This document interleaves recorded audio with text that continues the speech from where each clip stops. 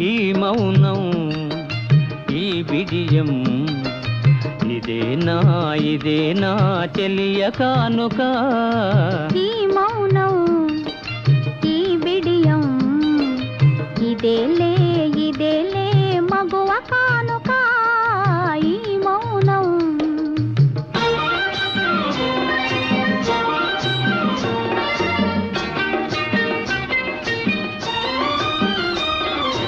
ఇన్ని నాళ్ళ మనవలపులు వికసించుట ఇందుకా